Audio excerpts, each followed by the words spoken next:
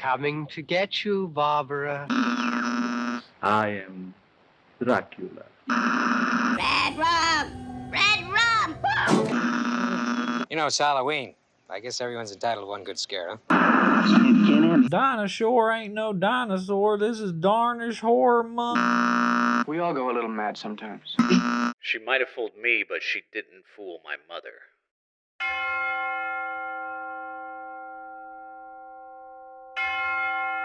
Hello, hello, hello, and welcome to Film Church Radio, the podcast that treats cinema as a religion. It's Sunday, I'm Lewis. And I'm Brandon. And we are here to talk about movies.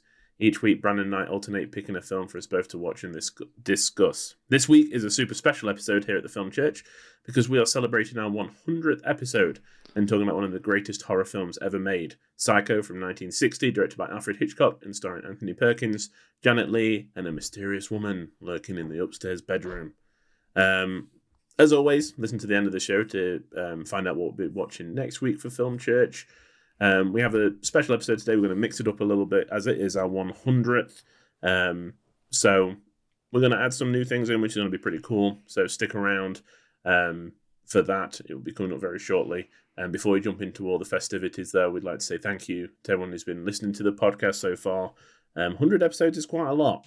And we've been putting them out every week for nearly, 2 years? Almost 2 years. So thank you to everyone that's listened to 1, 2, 100. It means a lot. We really appreciate you being here. We like doing this. We like you listening. It's great. We like to talk about movies. I hope you like listening to us talk about movies too. You can find us on all social media platforms at Film Church Radio, where you can leave us a comment or send a message about the show. There's some extra stuff over on our YouTube as well. And you can follow Brandon and I on Letterboxd. We'll give our handles at the end of the show, so stick around for that too, and you can get in touch there. Send us your reviews for films that we've watched. We love to hear about them. Normally, now, we would talk about other films we've been watching this week, but as this is a super special bumper episode, we're going to do something a little bit different.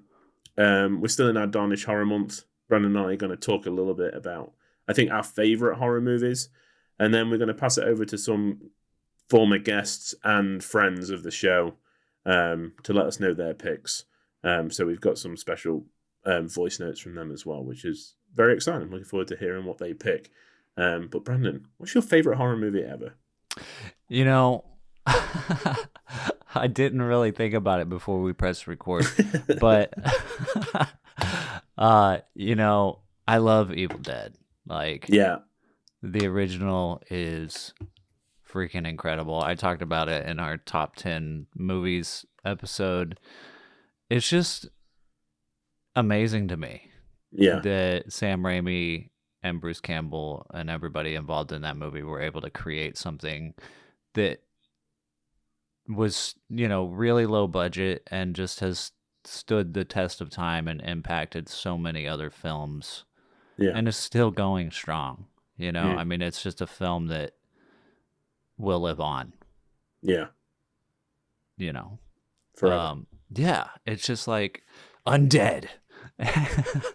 And yeah, it's just incredible. Every time I watch it, I'm just like, this is amazing. First time I saw it, of course, was super disturbed. Like everyone, I'm sure, when they first saw it. Yeah. It just feels like something evil is living in the film. Yeah. While you're watching it, it's possessed. Yeah. Yeah, love it. Good. Evil Dead is good. Not Evil Dead 2 though. Evil Dead 1. I mean, both are good, but I'm a sucker for the first one, I think.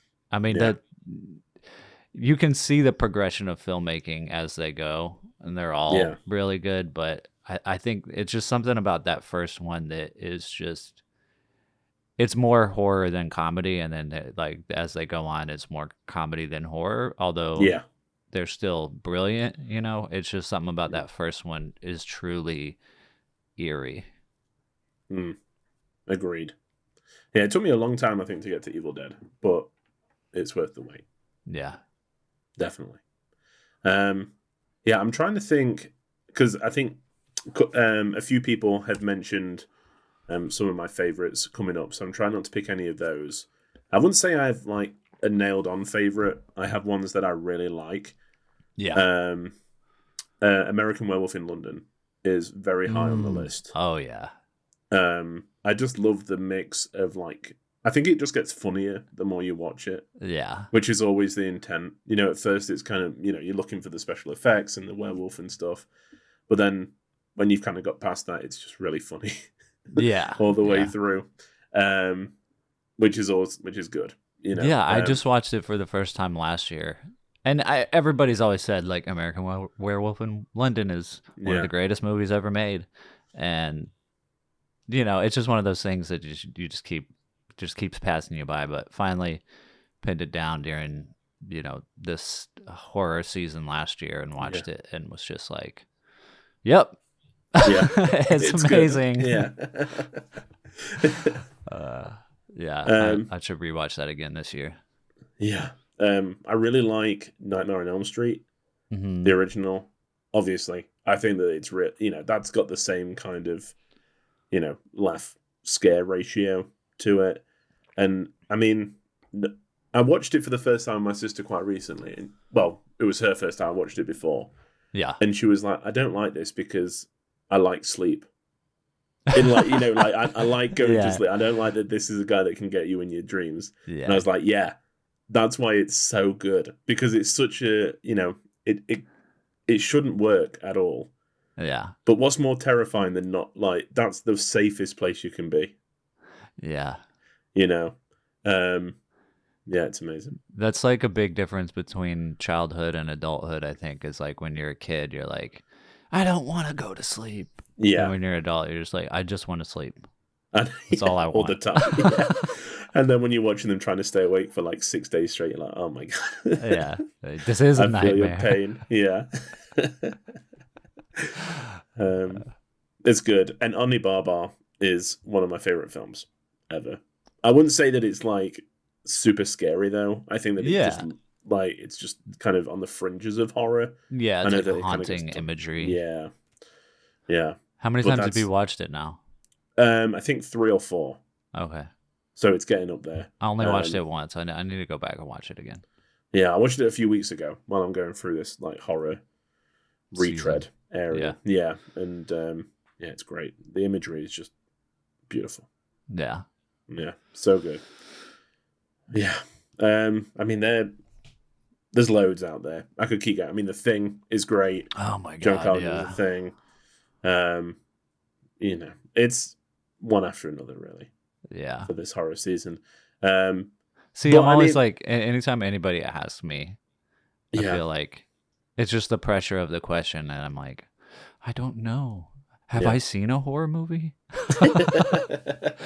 I mean, Nosferatu as well. I mean, this is the problem. Yeah. You start thinking about it, and there's all these films that you've missed off. Yeah. And it's like, no, I like those films. Yeah. But I think, especially American Werewolf in London, is a film that I go back to a lot. Mm-hmm. And it always feels fresh. Yeah. Which is important, you know. And yeah, everyone should check them out because they're great. Yeah. What we're going to do now, though, is we're going to play some voice clips from some, as I said, contributors and friends of the show that have been so kind to send in their recommendations. So we're just kind of going to roll them one after another, and we'll link everybody's Twitter handle and everything in the show notes. So we can, you know, you can go and follow them and see if there's any other tidbits that they share. But without further ado, let's roll on. So my favorite horror movie of all time is Army of Darkness, without a doubt. It should have been called Medieval Dead. By all means, it's a better title. But Army of Darkness is my favorite. It's also like the first horror movie I ever saw. So I really enjoyed how cheesy and how fun it was. It was right around the era where I would be like watching Goosebumps and reading Goosebumps and, you know, scary stories told in the dark and all that kind of stuff. So I really like Army of Darkness for its cheese and its like over the top campiness. But as far as like horror movies go, 28 Days I think is the coolest zombie kind of horror movie. And I really like TV shows like Haunting of Hill House. I think is probably my favorite horror thing ever because it's like genuinely scary. without being like focused on jump scares. But Haunting a Hill House, I like Insidious quite a bit. But yeah, Army of Darkness is by all means my favorite horror movie. I'm the kind of guy that likes a little bit of comedy to my horror, so my favorite horror film is going to be Zombieland, made in '09 with a sequel in 2019. I love the creative ways the characters get out of crazy situations, and the music in both of the films were just on par with what was going on in the scenes. It has great character background stories and a great cast. If you're in the mood for both comedy and horror, I recommend the Zombieland series. So, my favorite horror movie, and just one of my favorite movies in general, is Wes Craven's Scream from 1996. I'm in love with that movie. It's something that I watch year round.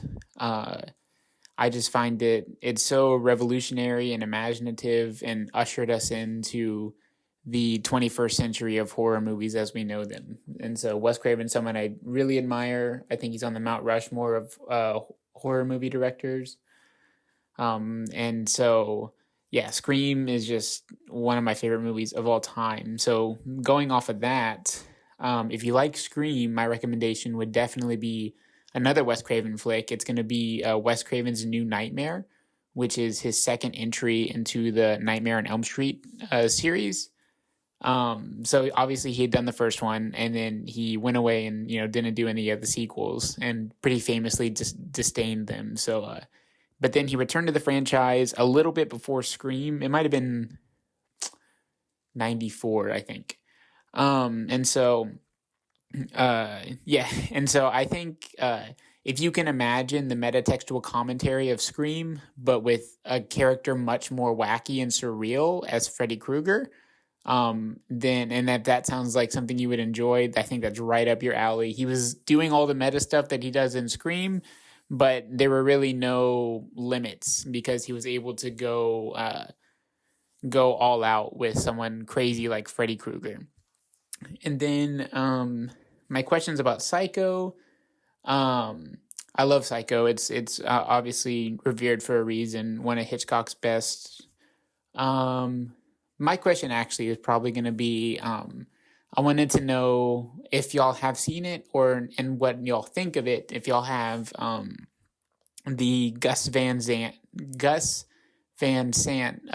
Psycho movie with Vince Vaughn and Julianne Moore. It's kind of a trip, and I read that it wasn't very well liked at the time, and because Psycho is kind of the sacred text. It's like the Tennessee Williams of horror movies, so you're not really supposed to touch it. But Gus Van Sant sure did, and he made something that's pretty out there that takes some risk, but you got to appreciate a movie that takes some risk, I think. But yeah, so those are my three: Scream, Gus Van Sant's Psycho, and Wes Craven's New Nightmare. Hallelujah and congratulations to Film Church Radio for episode 100. I'm hyped already for the next 100 episodes, and I can't wait to see what you guys are going to talk about next. So I actually have a verse here from the book of J-Horror, chapter 20, verse 19, which covers the film Pulse, directed by Kiyoshi Kurosawa, also the director of the phenomenal horror film Cure, and another great thriller, Creep. Definitely recommend those as well. Pulse is, without getting too much into it, it's basically a tech horror thriller, a tech horror nightmare, really. I love the cinematography, stuck with me so much to the point where it used to give me nightmares. It's dreamlike, it's eerie. It's like one of those nightmares you have when you take a nap around 2 or 3 p.m. and everything is bleak. The sun is out, but everything still seems so washed out and dark. It's definitely a film that's going to settle in you. It's going to germinate, it's going to grow, and I consider it to be terrifying. Maybe other people won't find it, but I will say, just as a warning, it's one that's actually going to scare you. So go into it knowing that, and don't blame me if you get those nightmares. But yeah, I don't want to spoil too much of the plot. Let's just say it involves the internet at a time where the internet was so, like, at least I didn't know how terrifying the internet could be. This is before I read my first YouTube comment section, by the way. And yeah, I think one of the biggest things about it, the story is epic, it's great, And one of the biggest things about it that stuck with me was that cinematography. I've had nightmares that look just like it. And if you watch it, you just might too. Once again, hallelujah. Thank God for Film Church Radio. And everybody keep listening. Congratulations, guys. The thing about my favorite movies is that they change every day.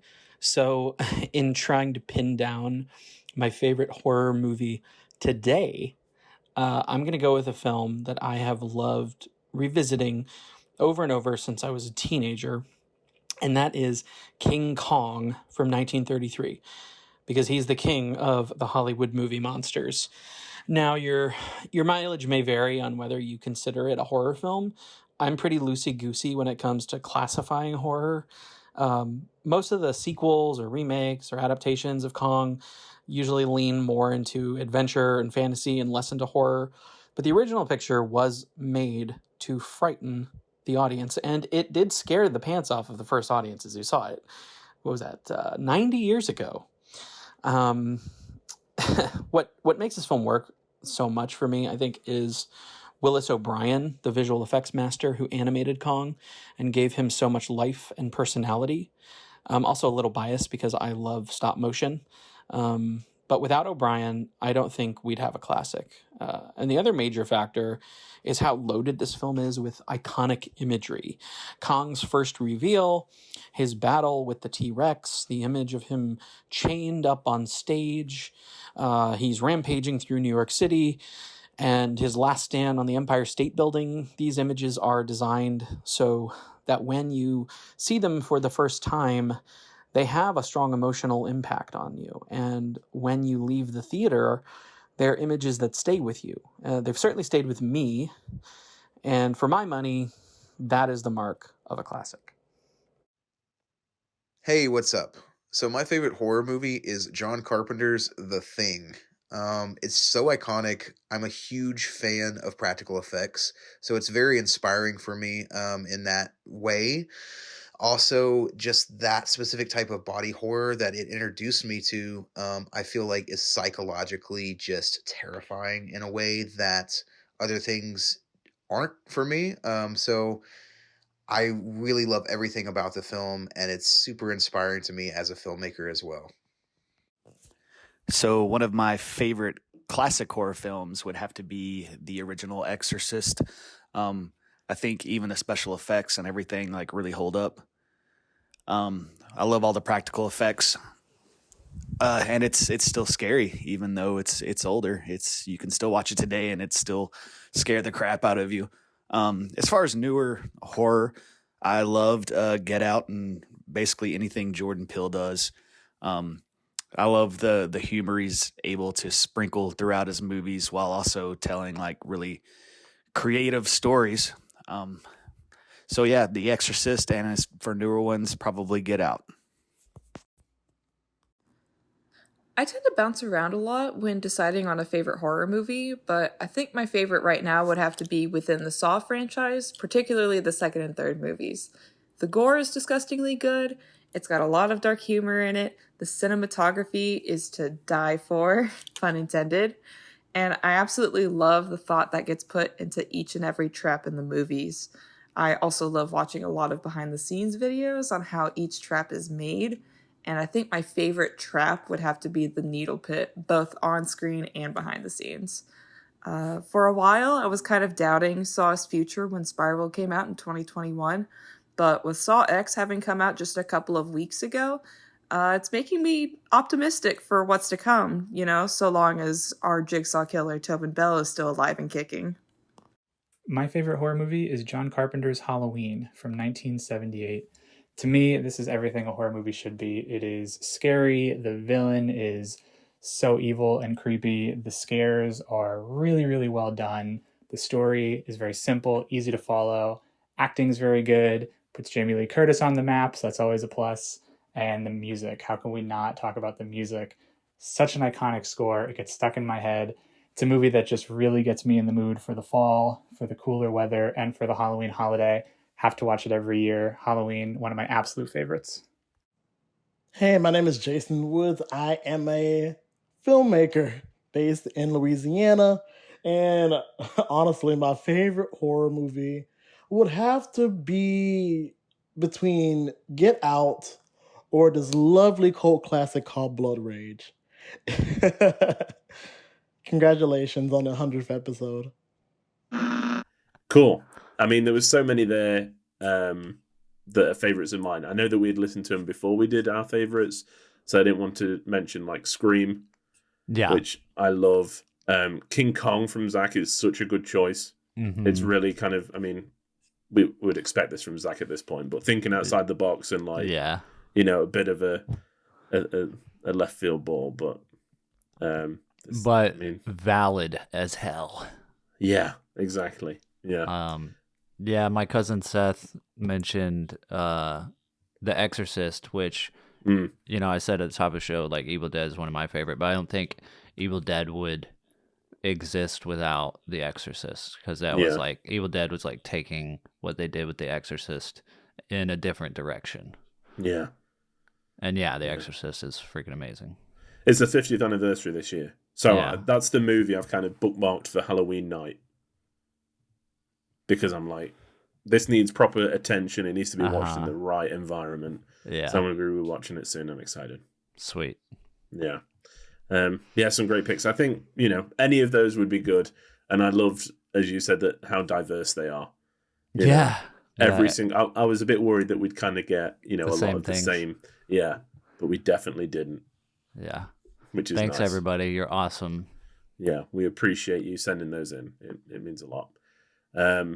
But now, I mean, I think it's time to move on to our feature presentation with perhaps one of the greatest horror and movies of all time.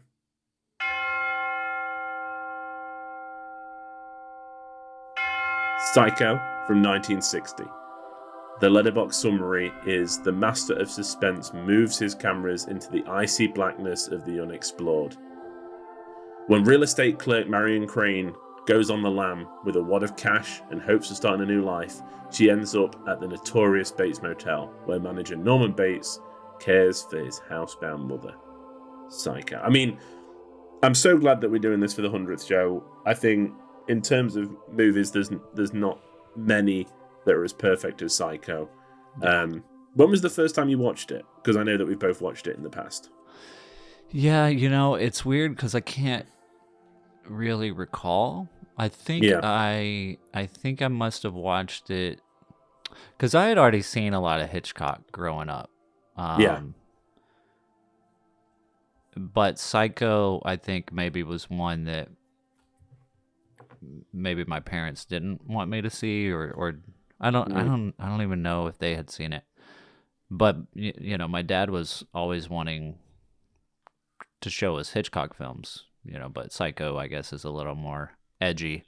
Yeah. So, you know, but as like a young teenage filmmaker, I would of course hear about Psycho all the time. So I think I might have just downloaded it illegally so that I could watch it, and probably just watched it in my room when I was like 15 or 16 by myself, just to like finally watch it. And it's just an instant classic. I mean, it's like anytime I watch Psycho, well, there's several movies I feel like this, but especially with Psycho, it's like you watch it and you're like, yeah, that's the greatest movie ever made. Yeah. Yeah. But like, obviously I didn't pick it for my top 10 or whatever, but like, you know, it's still, there's just so many great movies out there, and like there's a reason Psycho has impacted so long, and holds up, man. I mean, it's a completely different time in history, but it still just works. Yeah, it does. Yeah, I mean, this. I was watching it this time, and I was just really, really struck by how the tension is built. But even when, you know, Marion is murdered, the tension's still there, even though that we were kind of invested in her as a character. It's just a masterful way of like continuing to raise the stakes, even when the worst has happened. Yeah, because then you're like worried about Norman getting caught, or like what's his his crazy mother gonna do, or like because you kind of like him. Yeah, he's the boy next door, right? I mean, he's supposed to be like the all-American kind of, youth. Even though he's like a peeping Tom creep guy, but it's still. Aren't we all?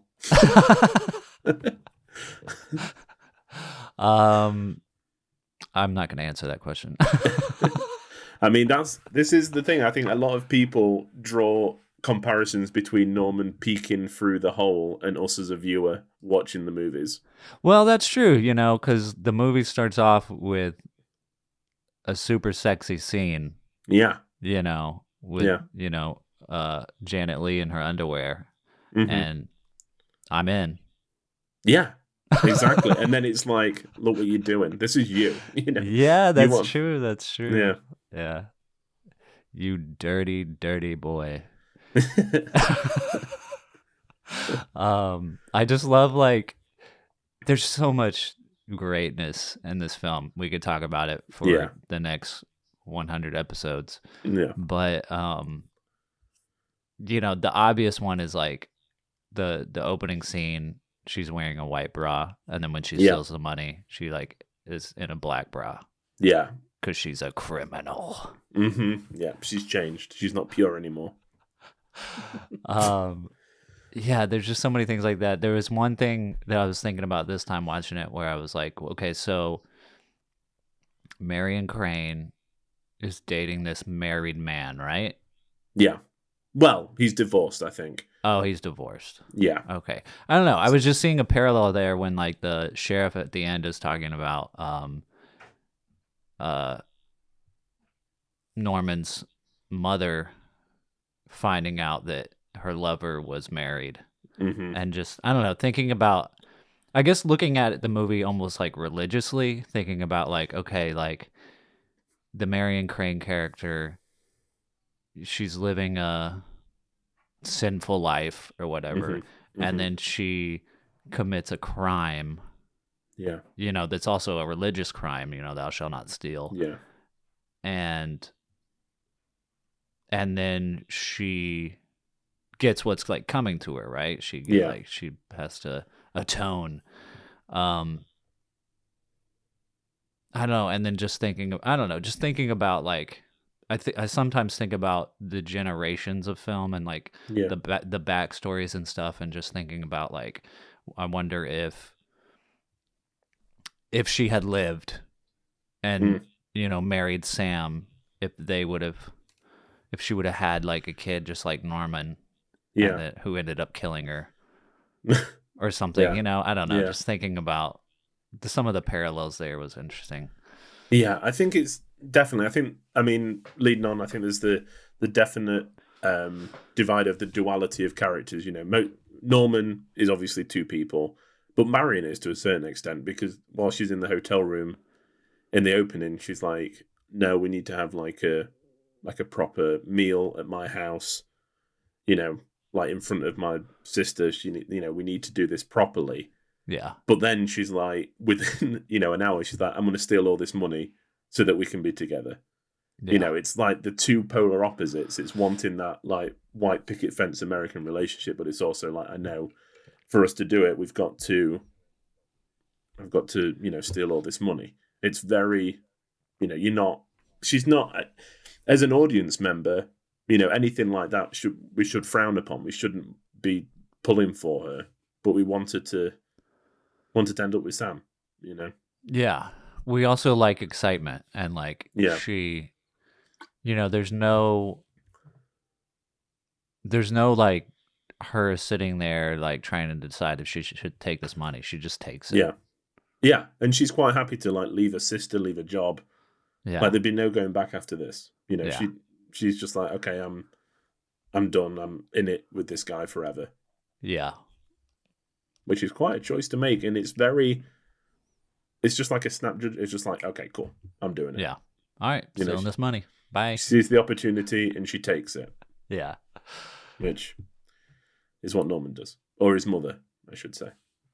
So, what was your first time watching this film like? I don't know if I've talked about it before.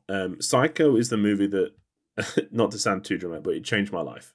I'd been into movies a lot, and like particularly like the James Bond films, but over just watching them a lot, I was really into like the behind the scenes and like learning who directed and who wrote each one, and you know, all that kind of stuff. So I'd always been interested in like film.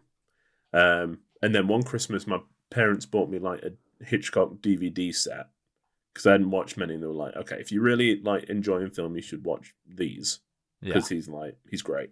He's the master." Yeah, so I was going through them, and I knew nothing about the films. I didn't know any spoilers or anything like that. And the first time I watched Psycho, I watched it all the way through.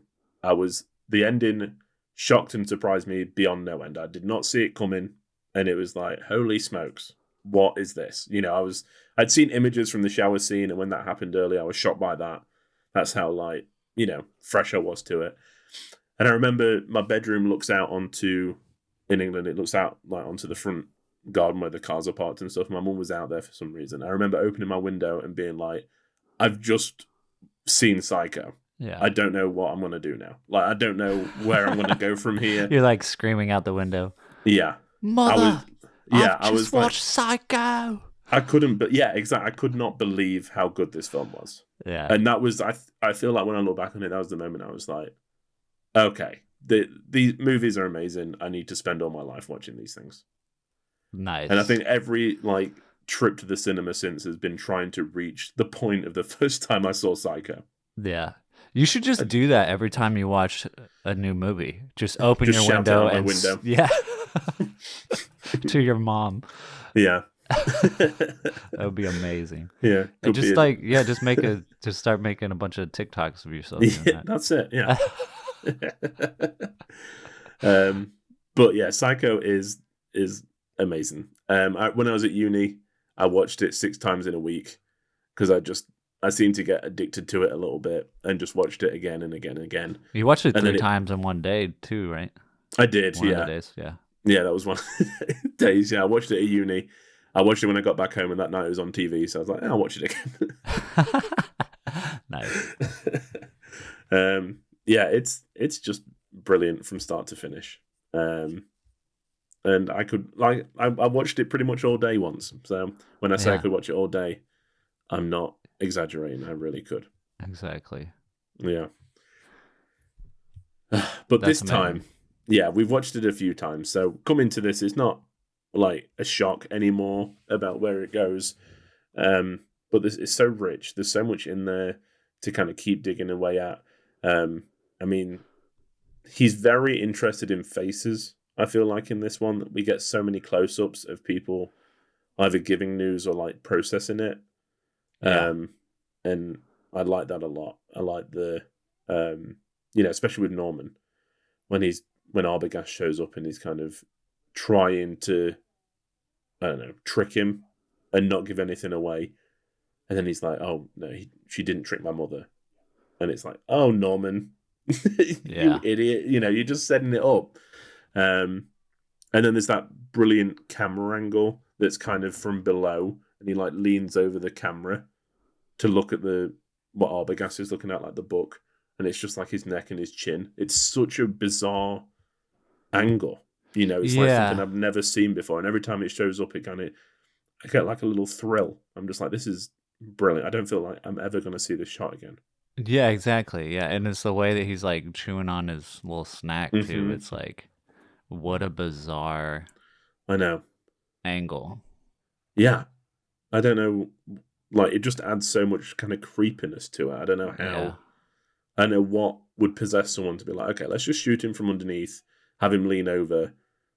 I feel like that's going to work. And keep chewing. Yeah. Yeah.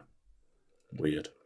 Well, he used his film crew from the Alfred Hitchcock Presents also. Mhm. Mhm. And I feel like, I don't know, they were probably just used to shooting in a way where they're very quick on their feet as Yeah. far as like, because to shoot a TV show, it's totally different than shooting a movie. As far as the pacing goes, you'd have to be much faster. I don't know. They probably just were at that point where they kind of just let their creativity flow a bit. But also Hitchcock is like, didn't he storyboard everything like crazy? He wrote everything out.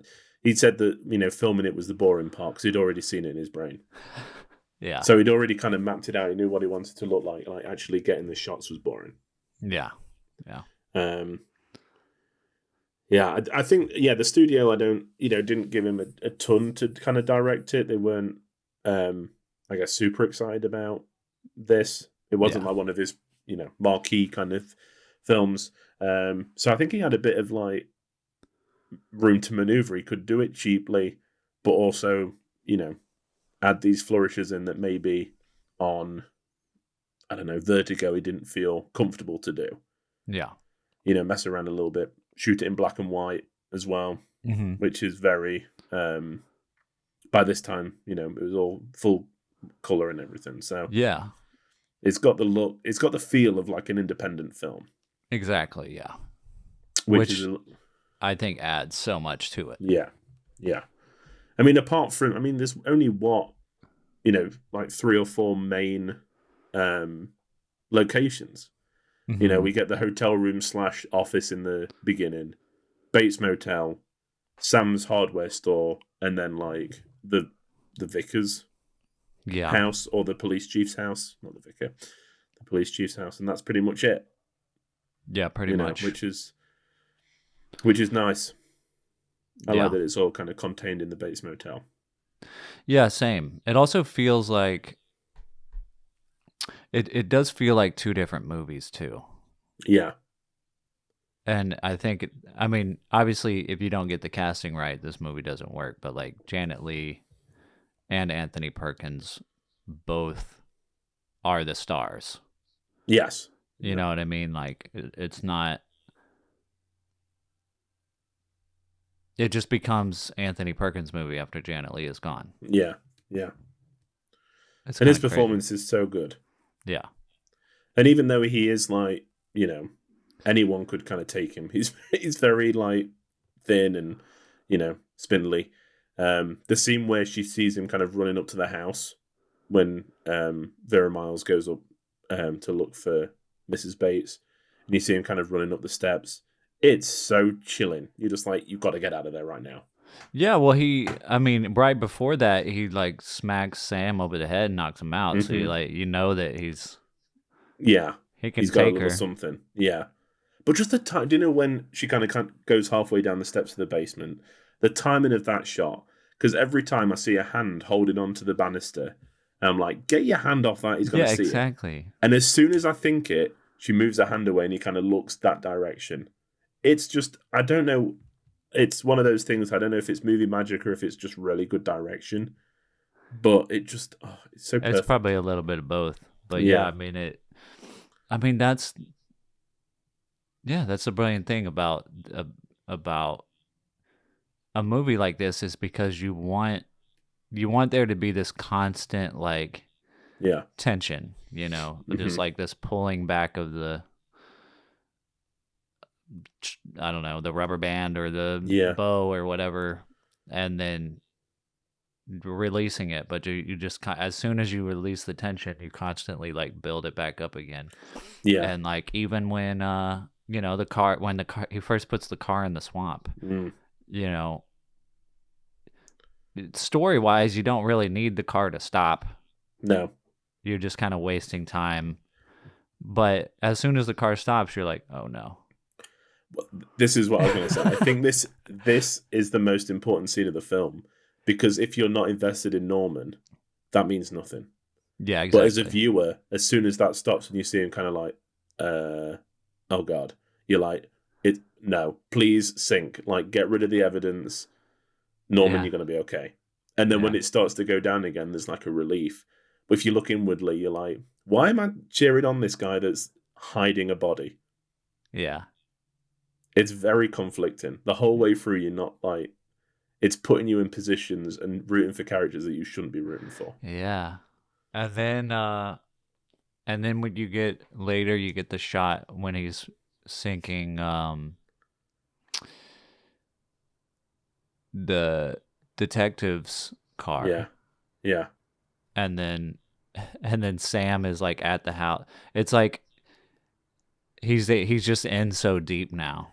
You know, if you're watching it the first time, you think it's the mother, right? So it's like at this point, it's just the shot of him. You don't even see the car sinking. It's just him at the pond. You know what's happened. Yeah. And it's just that slow push in as his head turns and his whole middle of his face is in the shadow. Incredible shot, but it's just like it says so much. Like it says like that he's just he has this crazy mother, which we all like. What would you do? Like if you had a mother that was just killing everybody, like would you just try to protect her because she's your mother? Like, you know, so you automatically feel for him, but you're like, okay, well, 2 down. He's gonna have to do it again. He's just gonna have to keep putting people in the swamp until they're all gone. Yeah. And you kind of wanted to do it. You know, you're like, you can do it, Norman. Not long to go. Just a few more people. Yeah. I mean, it's so preemptive because if you look at, you know, the Nightmare on Elm Street films, Halloween films, the killer is the main draw. It's what people are kind of like, you know, they want to see, not them succeed. You know, you don't want to see them succeed, but you want to see them murder people. And I feel like Hitchcock knew that before lots of other people. He was like putting us in that position, not as blatantly, you know, but we were still having to root for the bad guys. Yeah. Which is great. Arbogast. I feel sorry for Arbogast, how he dies. But it's such a brilliant directed scene. I love the shot from like above the staircase and see her running out. You know, all these things just to hide the face of the mother. Yeah. Which you don't really notice until you watch it for like a second or third time. That's what he's doing. It just feels organic, you know. And there's the fact that we hear a different person as the voice of Norman Bates. Yeah. Which again, you should feel like cheated because that's in there. You should feel like the film is kind of lying to you just to prove its point. Right. But it doesn't feel like that. I wonder why. I think, I mean, it makes sense, I guess, you know. It's not like something that doesn't exist. Yeah. You know, having a split personality. Yeah. And I guess like you said, we're like it's Norman's film now. We're in his mind to a certain extent. So, yeah. It's interesting. It's interesting these tricks that are pulled that don't feel cheap, out of place. Yeah. Yeah. Yeah. It's, you know, it's very entertaining and very kind of there's some forgiveness as the viewer for that. I think you can kind of get past the fact that you've been tricked a little bit because everything else works so well. Yeah, because it was fun the whole time. You weren't like, oh, what's going on? Yeah. You know, you thought you knew what was going on the whole time. Yeah. But then when it switches, you're like, you got me. At the end of it, you're glad that you don't know. Yeah, exactly. Because that reveal is like, okay, good. Yeah. Yeah. But it's not, you know, the typical thing of, you know, the murder mystery kind of genre where there's a clue that's revealed in the last minute that will tell you everything you knew. And if you knew that earlier, you know, at about 60 minutes, they're like, yeah, Norman's mother's been dead for, you know, so many years. But it's the fact that the police chief jumps to a different conclusion instead of being like, where, you know, Norman's pretending to be his mother, which is a bit outlandish. She's like, who is the woman in the house? And then as a viewer, you're like, yeah, who is that woman? Yeah, exactly. Or who's buried in the grave? Like, exactly. Like, yeah, who's buried in the grave? Yeah. Yeah. Yeah. It's brilliant. It's so well written. Yeah, absolutely. That freaking dent in the bed when Marion's sister is like looking for her. Yeah. Is so Denty. Yeah, it's so deep. That mattress must be so soft on the other side. Right. There's so much give to it. Yeah. It's just so funny when you watch it now. I know. Yeah. I mean, it's Norman's creepy little the room. first time, but now it's just Yeah. like, yeah. The house doesn't look bad on the inside. No. The outside, it's super creepy. Yeah. The shots of like, I mean, we know it's Norman now, but like the mother walking in front of the windows, it's so chilling and like, it gives you goosebumps. It's horrible. Yeah. Yeah. There's just something malicious going on in there. And I think that when you know that it's Norman, it's even worse. Because you just know that he's, playing his mother, walking around a corpse. Yeah, that he's like, that he's just, exactly, that he's just kind of in there being crazy. And then he comes out and he's like, oh, hi. Yeah. You want a room? super nice. Yeah. And, 12 rooms, 12 vacancies. Uh-huh. Man. Norman. All right. We got a few questions from our friends. Do you want to get into let's them? do it. Yeah, let's do it. All right. Do you want me to... Spencer has a big block of questions. So, and some of them, Eli had the same question too. Eli wanted to know about the Gus Van Sant Psycho and if we had seen it and what our thoughts were. Spencer said not necessarily a question about Psycho, but I'm curious to see y'all's thoughts on the franchise itself with all of its installments. As an avid horror movie fan, particularly one enamored by the plot of Psycho and everything concerning it, I feel it's not only important to look at Hitchcock's 1960 adaptation, but the films and series that has built upon the original and transcended the story of Norman Bates and his motel. That said, what are your thoughts on the Psycho franchise as a whole beyond the original film released in 1960? Thoughts on Anthony Perkins' performance as Norman Bates in Psychos 2 through 4? He also directs the third movie. I didn't even know that. Thoughts on the performance by Vince Vaughn as Norman Bates in the 1998 remake, as well as the overall portrayal of the story. Thoughts on Freddie Highmore as Norman Bates in Bates Motel and the modern-day prequel and remake, if talking about season 5. Additionally, Vera Farmiga as Mrs. Norma Bates, Bates's mother, in having two huge names attached to such iconic characters of the 1960 classic. Does it take away from the legacy of the original, or does having fresh but recognizable faces help to enhance it, both in narrative/cinematography aspects and for the marketing/publicity purposes? Eli kind of had the same question, like I said, about the Gus Van Sant Psycho, and I kind of said, like, the original is kind of sacred, so like, does it take away, or what are your thoughts? Yeah, I think that in terms, I mean, we'll get to the Gus Van Sant in just a second, but for the sequels to the Psycho films, I mean, I haven't seen them.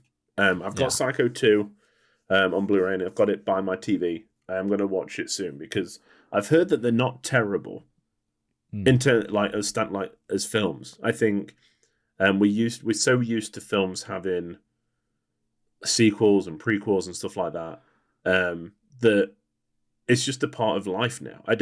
I think we've talked about this a few times, especially with like Jurassic Park films and stuff, where it doesn't really take away from the original for me now. It's like, it's fine if you want to keep doing the sequels. I just want them to be passable. But we'll always have the original.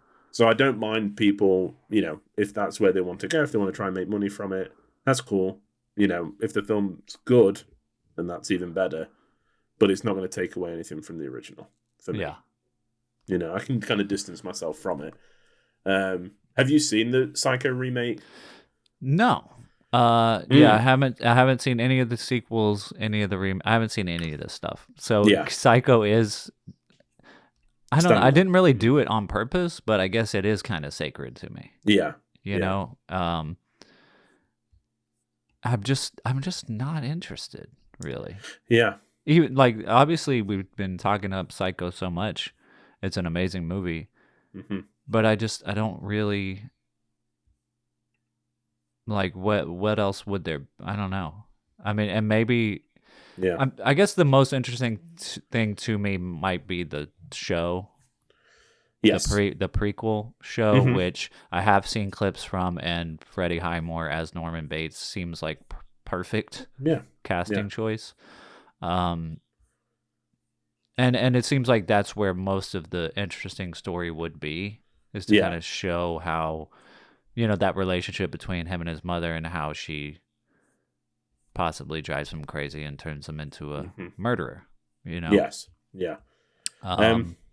So I watched about, I think, 3 seasons of that Bates Motel, and I didn't hate it.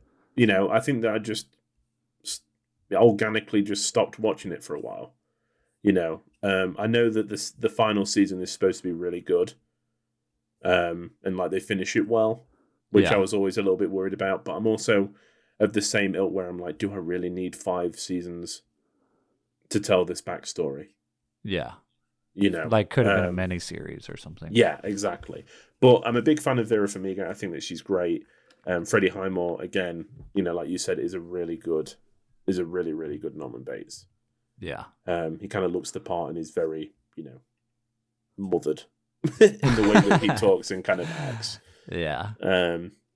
Now, the Gus Van Sant remake is one of those films that it's interesting just because of how it came to be made. I think it's absolutely awful.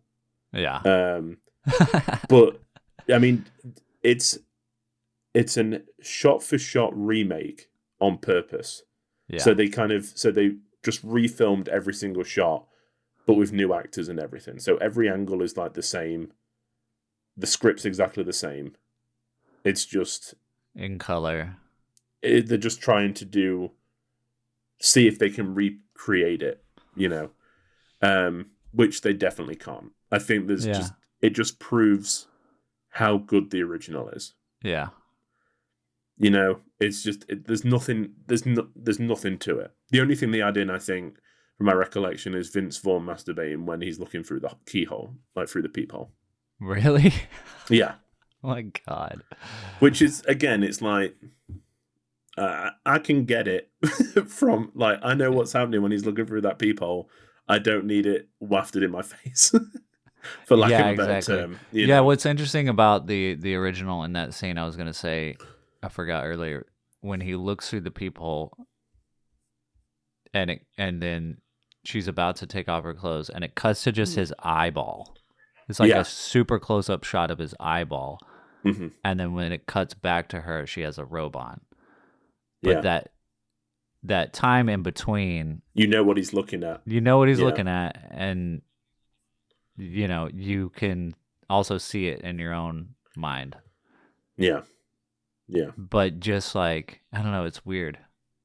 But it's just classic Hitchcock, I think. There's that famous clip of him talking about how the shot of I guess it's just a shot of actually Hitchcock smiling, but like how showing a different thing before each time he smiles will change what you think about him. Yeah. Mm-hmm. Like he's showing a kid playing, and then he's smiling, and he's just like, a nice old man. Or you show a clip of a girl in a bikini, and then it's the same shot of him smiling, and he's like a creep. Yeah. It's that same thing of like, it's not even really, I mean, Anthony Perkins is a great actor, but it's not even him acting there. It's just a shot of his eye. Yeah. But for some reason we like know exactly what's going on. Yeah. And I think it adds to Norman that he is innocent. I think the fact that, even the fact that he's tempted by someone, because he's a man, he's not a boy. Yeah. So the fact that he's looking through and kind of tempted and he doesn't act on it, he doesn't do anything sexual, I think adds to the character. Yeah. He's so, even when he's on his own, even though he's not on his own, but even when we as the audience thinks he's on his own, he won't act on it. He won't, do anything too disgusting to himself. Yeah. To her. He's just a voyeur. He's just looking. Yeah. I don't think Vince Vaughn works as Norman Bates at all. Yeah. I don't know whether that's because we know Vince Vaughn now, so watching him in that role is very jarring. Probably. But you can just tell he's acting. All the way through. It's just whereas with Norman Bates, it feels like he's so distant from my thoughts on Anthony Perkins. Yeah, exactly. Yeah. Like, he just embodies the character so well, whereas Vince Vaughn definitely does not. Yeah. I would definitely look up some clips on YouTube instead of watching the whole thing. Yeah, no, I have looked up clips before, and I think Yeah. the thing that struck me, it actually is the scene you were talking about where he's running up the stairs and she's, at the stairs of the cellar. Mm-hmm. That it works so well in the Hitchcock version, but somehow in that version, it doesn't work at all. Yeah, exactly. Yeah, it's like, to me, it's like taking a photo of the Mona Lisa. Like, yeah, it's there, but it's not the same. Yeah. But as a film experiment, I think it's very interesting to be like, this is a shot-for-shot remake of the original, because we never get that, and I know, that's the reason why, because it's awful. But yeah, exactly. Why not just watch the original? Exactly. Yeah, it just maybe Gus Van Sant contributed to cinema by being like, don't ever do this. Yeah. I think it was like, now that it's kind of so readily hated on, it's very much like, oh, it's just an experiment. Just wanted to see what it, if we could recreate it. Or just like I'm sure it was fun. Yeah. Like it the process of doing it was probably just fun. Like, I might do something like that just for fun. Yeah, exactly. And like, imagine like actually having studio money to do that. To recreate the sets and all this kind of stuff. The cast's really good. Vince Vaughn, Anne Heck, Julianne Moore, Viggo Mortensen, William H. Macy, Flea's in it. It's like, it's a good cast. It just, like, don't do it. It just doesn't work. Don't do it. Don't do it. But no, none of it takes away from the greatness of Psycho. I think if anything, it just adds more to it. Yeah. You go back and watch and you're like, okay, this is so much better than anything else. Yeah. But yeah, Bates Motel isn't terrible from what I remember. Sweet. Yeah, it just seems like that's the only place for the story to be interesting. Like, I don't like. Yeah, I agree. What is Psycho 2 about? I'm not really interested. I know Vera Miles is back in it as well. Yeah. The premise, I think, is that he's released from prison, and she's like, he goes back to the hotel. That seems like a great idea. Yeah, it's just but then after, because it came out 83, so that's 23 years after the original. So there's a long enough amount of time for you to be okay. This is an organic progression. Yeah. But then Psycho 3, not to give anything away, I'm pretty sure he kills again, because why would you do it without? Psycho 3 comes out in 86. So 3 years later, and he's back again, and you're like, okay, I don't, It could be really good, though. If he's directing it, if Anthony Perkins is directing it, I'll definitely give it a shot. And there's a fourth one, too? But that's the beginning. You've met Norman, now meet the mother. I'm just reading this off Letterboxd. Norman Bates recalls his childhood with his abusive mother on a radio show about boys who commit matricide. Oh. So this will be similar, I think, to like the show. They're not like on Letterboxd. They don't seem to have like terrible reviews. That's 2.6, so about half mark. Halfway through. Psycho 3 is at 2.8. Psycho 2 is at 3.4. So it's not, they're not awful movies from what I can tell. So, But, okay, interesting. Yeah, I have to watch him. So is Jaws 2 kind of the... Well, I mean, I guess we got The Godfather 2. Yeah. So what started all this bullshit? Dude, I feel like as soon as... I mean, yeah, I feel as soon as they had things that they knew were successful, they would be cashed in on. Before, it used to be actors and, like, genres. Yeah. But then as soon as, the studio kind of...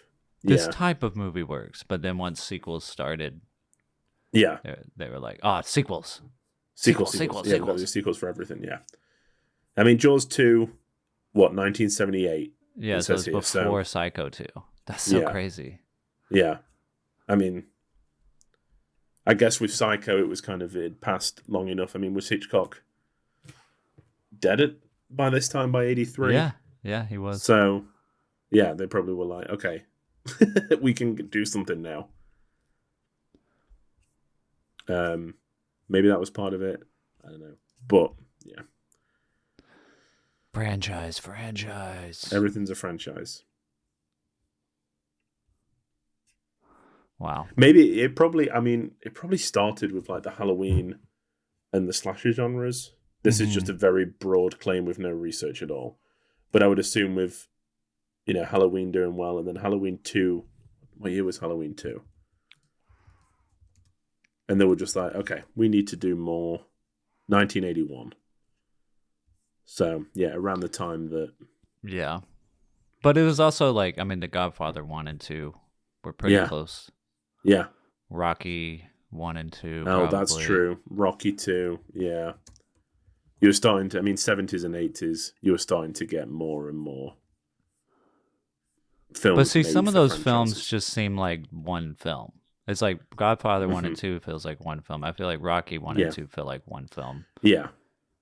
I think if there's like again, with any sequel, if there's an organic way to continue the story, but yeah, that's perfect. Because Halloween 2, I don't hate it. I don't think it's a well-made film. I don't hate it because it's like, it takes place the same night. She's in hospital, know, and Michael Myers is still coming. So it's like, I think that's fine. It's when they're back from the dead. I'm like, please. Yeah, where they clearly died in the first one. Same with Alien, though. I mean, Alien 4 Resurrection, I think, doesn't Ripley die at the end of 3 and then she's back in 4? Well, they spoilers, I think they clone her in the 4th, right? There's like a bunch of copies of her and they screwed a bunch of copies up. And well, this is going to be our homework. Maybe we can do a mini series of us watching the other Psychos. Yeah, maybe we could do episode 200. The sequel show. Do a spin-off called The Sequels, where we just talk about sequels of films. Yeah. Okay, who else had questions? Zach had questions, but they're not really related to Psycho. Do you have any other things about Psycho you want to talk about? One of the greatest movies ever made. Yeah, for sure. That's it. Possibly the greatest movie ever made, yes. But, who are we to say? I know. Yeah, exactly. It's like, I can't even agree with myself. We talk about it a lot, but I think like perfectly crafted from start to finish, Psycho is up there. Yeah. When you think of how hard it is to achieve what this film achieves, to have you rooting for a character and then have it flip-flop halfway through and have everything pay off to satisfying conclusion, no film does it better. Yeah. I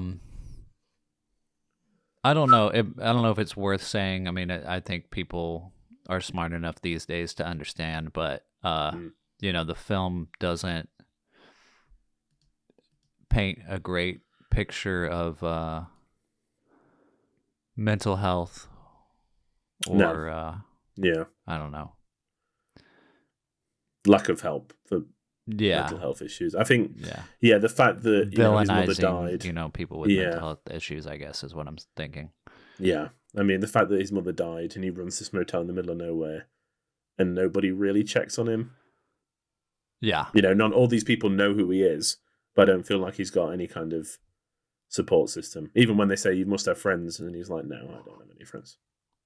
Boy's best friend and his mother. So yeah. No. It's about isolation too, I think. Yeah. For all you homeschoolers out there. All right. Well, let's see. What did Zach want to know here? He said, recently I revisited the movie Heart and Souls from 1993 starring Robert Downey Jr. This was one of my earliest films that I saw in the cinema. I was 5 or 6, where I vividly remember most of the movie, even 30 years later, without any rewatches in between. What is the earliest film you remember seeing in the cinemas that stuck in your memory even years later as an adult? Oh, this is a great question. I feel like there's parts of it. I remember watching The Lion King in cinemas. But doesn't, I mean, I didn't come to that years later as an adult. The one that springs to mind is AI. And we talked about it on the show, how my mum and I went to see it and I hadn't watched it at all from then in between. And even though like things had changed, I still remembered vividly big parts of it. Yeah. Because I think I was expecting something different. But yeah, AI was the film that I saw in cinemas and then didn't watch again until earlier this year. Yeah. Yeah, I don't think I have any that I revisited quite like that. But when you said Lion King, I remembered. Oh yeah, I do remember going to see that with my older brother and my older sister, and my grandmother took us. And halfway in the movie, when they're singing Hakuna Matata, there was like storming outside. The electricity went out. Oh wow! And we were all like, "Oh," you know, and so we all just like went to the bathroom, came back, and then they were like, "Yeah, it's not coming back on," and we had to leave. So we had to like watch it later. But what else? I do remember. I can't remember what the movie was or the whole movie, but I do remember sitting in the cinema when I was super, super little. And I'm talking like I must have been like 3 or 4. So I can't remember what I was watching, but I do remember sitting in a theater and an airplane flying over the camera. And I don't think we were watching a 3D movie. Maybe we were. But the airplane flies over the camera. And I just remember the plane coming out of the screen and over my head. Wow. Yeah. And I just like turned around to be like, where did that plane go? Yeah. Yeah. And I so much so that I just like kept looking behind me, and I remember my parents being like, "What are you doing? Like, what are you looking at?" Yeah. But I don't know what the movie was. A movie that I do remember seeing the whole thing that impacted me a lot was The Lost World Jurassic Park with good old Vince Vaughn. Yeah. Because I think I was probably 8 when that came out. Yeah. And my parents let me go see it and took me and some of my siblings, I think. And I just remember being terrified, you know, that again, the tension that Spielberg is able to create, you know, right up there with Hitchcock, the tension in that scene when the trailer is hanging off the cliff. The whole time I just had my hands like on my face, freaking out. Yeah. Just like the part where she like falls on the glass and it just is cracking. And God, I mean, yeah, that film has got so many great set pieces in it. Yeah. I think people don't appreciate, but we do. Yeah, it is. You know, I mean, not as good as the original, maybe, but like, yeah. Oh, Julianne Moore as well. You know, Julianne Vince Moore, Vaughn and she's in. You said she was in Psycho. Gus Van Sant. Yeah. So funny. And I guess this was 97. So the year after, yeah. So it might have been 7. So maybe Spielberg is the reason. Maybe. Look what you did, Stephen. Yeah, man, just I think, yeah, it's like a lot of people don't think it's as good as the original, but I think because I saw it so young, it'll always hold a special place in my heart because of watching it in the cinemas. Because I was only 3 when the first one came out, so couldn't watch that in cinemas. No, I didn't see the second one. I saw the third one in cinemas. I went to go with my sister to see that. Yeah, I remember going to the cinemas when the third one was out, and I think it was around Thanksgiving that year. Yeah, and a group of the older guys were going to see Jurassic Park 3, and everybody else was going to see, it was like 102 Dalmatians, I think, or something like that. I went to see 102 Dalmatians. You're like, this is where my my loyalties lie with Glenn Close. Yeah. Yeah. Printed on a t-shirt. Let's go. Oh yeah. By the way, I guess we could talk about it. Yeah. Now, we have merch on our website. Yes. So we will link it in the description below. Yeah, get some swag. Yes, definitely. Let's see. You can tell we feel super comfortable doing this. Yeah. Give us money. If you want, I mean, it's pretty cool swag, I would say. Yeah. Like, I'm excited about it. Like, I created the Film Church Radio logo. So there's a little point of pride there, I guess. It's good to see it out there. Yeah. Yeah. Lewis is wearing the hat right now. It's pretty sweet. Yeah, we'll have to put a photo up somewhere so people can see it. Yeah. Well, if you go to the website, you'll see, the mock-up photos of the merch. So, get some swag. Get some swag. The last question Zach had was, as a child, did you ever sneak into a movie or attempt to, and were you successful, and what movies? No, I was not successful. So I have a very life-changing moment. The James Bond film, The World Is Not Enough, came out in 1999, and I was 8. And the deal here is it's different to America, but the rating system is like U, which is like everyone, universal, anyone can see it. PG, which is parental guidance, you can go if you go with an adult. And at the time, it was like 12, 15, 18. So you had to be those ages to go in. The World Is Not Enough was a 12. And when it came out, I went with my parents to go and see it. They asked how old I was, and I was very honest and said 8, and they would not let me to go in and see it. Wow. So I didn't see it until it was released on VHS, like 6 to 8 months later. And I still remember it very vividly because I was furious. I was so angry that I hadn't just been like 12, which is what they were probably just waiting for me to do. If I had said I'm 12, they would have been like, okay, cool, enjoy the film. But I didn't, so they wouldn't let me see it.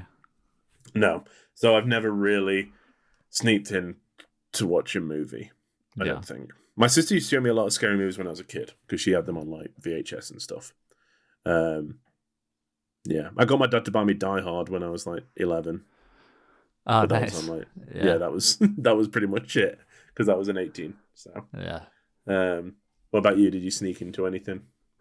No, not into any movie theaters or anything. I did have to sneak movies into my house, which I've talked about before. I would ride with my mother to the grocery store, and then across the street there was a GameStop. So I would walk into the store with her and be like, I'm gonna go to the electronics, but then I would just leave the store and walk across the street to GameStop, buy some movies, some rated R films that I was probably like 15 or 16 at the time. Yeah. But they wouldn't ID me, so I would buy movies I wanted to see. That was how I watched The Godfather the first time. I bought like the box set, hide it in the car, wait till I got home, figure out a good time to sneak it into the room. It was a whole process. Yeah. But doesn't it feel like a treat even now? Because I know when I watch World Is Not Enough, I feel so lucky that I can just watch it. And it's not like my favorite film by a long mark, but I watch it a lot because I'm like, I can watch it. Yeah. You're like, I'm an adult now. Yeah, exactly. Yeah. No usher's going to tell me not to see this. Yeah. I am the usher. Yeah. And as I mentioned, I was like the biggest Bond fan at 8. So like this was like heartbreak. It's like just devastating. Yeah. It's like if we went to see Killers of the Flower Moon, they were like, sorry, you can't see this until it's released on home video. I would like burn the place to the ground. You're like, sorry, it's going to be on Apple Plus. Yeah. This is how times have changed. I know. I could have probably rented it the next week if it was now, you know. Yeah, exactly. Been a problem. Yeah. Oh, dear. Yeah. Well, thanks everyone for sending in the questions. We appreciate it. Hope that you know. And if you're listening to right now and you know you've got questions about any films that we mentioned upcoming, then please send them in. Like we'd love to kind of have a discussion with you guys about films. So just go to any of social media, send us a direct message on any of them, and we'll add it into the show notes and we'll talk about it. So yeah, if you want to send us a voice memo too, like everybody did on this show, you can. We'll put it in the show and we'll talk about it. Yeah, please. Want to hear more from you. We want to be more like open going forward. So this show is your show. Anything else? I mean, normally we'd go and rate it now. It's obvious. Yeah. You know, like we both gave it 5 stars and a heart. Yeah. It's up there. Greatest movies of all time. So we're, you know, surprise, surprise. But do we know what we're watching next week? Oh yeah. No. Cool. This was kind of like a joint. Yeah, this was like a joint choice to celebrate the 100th episode. So we don't. Yeah. Who knows what we're watching next week? We'll find out next week. Yeah. This will be the first time that we just don't know. The show will go on. Yes. What we're watching, who knows? So yeah, if you want to let us know your thoughts on ? Please send them in. But yeah, I think that brings us to the end of the show. The 100th episode isn't done. It's in the bank. You've listened to it. Thank you very much. You can find the show on Twitter and Instagram at Film Church Radio, and you can follow us individually on Letterboxd. Brandon is at Selmanscope, and I'm at Walker Lewis 3007. Keep up with what we've been watching. We also have all of our back episodes streaming on all good podcast platforms. There's 100 of them now. So please leave us a rating and review so we know if you like the film, if you didn't, what you'd pick for us to watch in the future. Thank you so much for being here. Here's to the next 100 episodes of Film Church Radio. We hope you're with us for the journey. The only thing left to say is Mrs. Bates poisoned this guy she was involved with when she found out he was married, then took a helping of the same stuff herself. Strict diet, ugly way to die. Norman found them dead together. It's bad. Amen. Amen.